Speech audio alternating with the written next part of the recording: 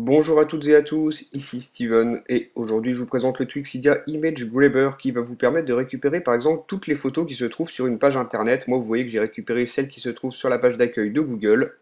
Donc je vais vous montrer comment faire. Donc sur cette page d'accueil on a le logo Google et les petites images dans le bas.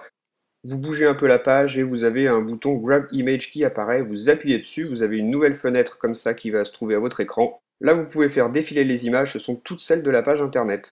Vous avez des infos sur la taille de l'image et un bouton qui vous permet de sauvegarder cette image, donc vous pouvez faire Save ou Copy. Donc voilà comment récupérer toutes les images qui sont sur une page internet. Ça fonctionnera aussi par exemple sur Facebook, sur Twitter, ça fonctionne aussi sur l'App Store.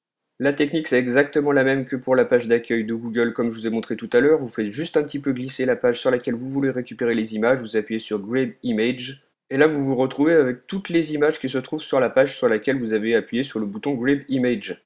Dans le bas, on a les dimensions de l'image en hauteur et en largeur, donc ça on va y revenir par la suite. Maintenant, on va se rendre dans les réglages, dans la section de Image Grabber.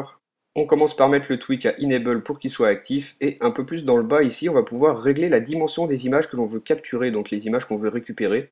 Vous ajustez cette petite barre ici pour régler le nombre de pixels. Si on la met au minimum, ça capturera toutes les images de la page. Et ensuite, la valeur en pixels que vous aurez définie, vous pouvez l'appliquer pour la hauteur et pour la largeur. Je vais vous donner un exemple, donc je vais mettre la barre à fond jusqu'à 100 pixels et je vais l'appliquer pour la largeur. Donc je vais décocher la hauteur, donc là je vais capturer toutes les images qui mesureront plus de 100 pixels de largeur. Donc ici je n'aurai que le logo de Google, vous voyez que c'est la seule image qui a été capturée. Donc cette fonction vous l'utilisez si vous voulez récupérer uniquement certaines images d'une page. Vous allez dans les réglages, vous définissez le nombre de pixels et vous définissez si vous voulez l'appliquer à la hauteur ou à la largeur, ou les deux si vous voulez. Moi je le mets au minimum pour capturer toutes les images. Un peu plus dans le haut, vous voyez PDF Files, donc ça signifie qu'on va pouvoir aussi capturer des images dans les PDF. Ça fonctionnera pour des PDF que vous ouvrez depuis Safari ou depuis iBooks par exemple. Vous appuyez sur le bouton Grab Image comme tout à l'heure et vous avez capturé les images. Pour l'instant, j'ai uniquement capturé les images qui se trouvent sur l'une des pages de ce PDF. Je n'ai pas capturé toutes les images du PDF car ici dans les réglages, j'ai coché Current Page, donc la page actuelle. Si on veut capturer toutes les images du PDF, il faut cocher Whole PDF, donc le PDF entier. Donc vous cochez ici l'option que vous préférez et ensuite on va revenir en arrière voir les autres réglages de Image Grabber. Donc si on descend un petit peu dans le bas, on va pouvoir définir le temps pour lequel le bouton Grab Image va rester affiché à l'écran. Donc là il est quasiment au minimum, donc le bouton va vraiment pas rester longtemps. Je vais vous montrer comment ça fait. Donc je bouge la page, le bouton apparaît et si je n'appuie pas dessus, au bout de quelques secondes, le bouton s'enlève. Donc si vous voulez que le bouton reste affiché plus longtemps à l'écran, vous avez juste à augmenter cette petite barre ici. Et en dessous, on a l'option Do Not Fade Out. Donc si vous activez cette option, le bouton restera toujours affiché à l'écran. Je vais vous montrer. Donc je bouge la page et vous voyez que le bouton reste, il ne s'enlèvera pas. Donc voilà pour cette option. Ensuite, si on retourne dans les réglages, on va pouvoir modifier l'arrière-plan lorsque vous capturez les images. Donc c'est ici Viewer Background Texture. Vous pouvez cocher ou non cette option. Si elle est décochée, je vais vous montrer comment ça fait lorsque vous capturez des images.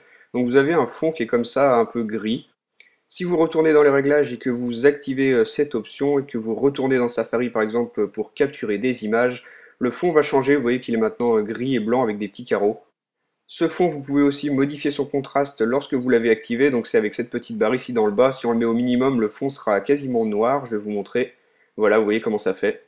Donc cette dernière option, elle est vraiment purement esthétique, hein, ça apportera aucune fonction, c'est juste pour vous. Si vous avez envie que ça fasse un petit peu plus joli, vous pouvez l'activer. Donc voilà pour toutes les options de ce tweak, il s'appelle Image Grabber, il est payant, vous le retrouvez sur le Cydia Store au prix de 1,99$, il est uniquement compatible avec iOS 5.0 ou plus, et il va donc vous permettre de récupérer toutes les images d'une page comme je viens de vous le montrer. Donc dites-moi ce que vous avez pensé de ce tweak via les commentaires, et moi je vous dis à très bientôt pour une nouvelle vidéo. Salut!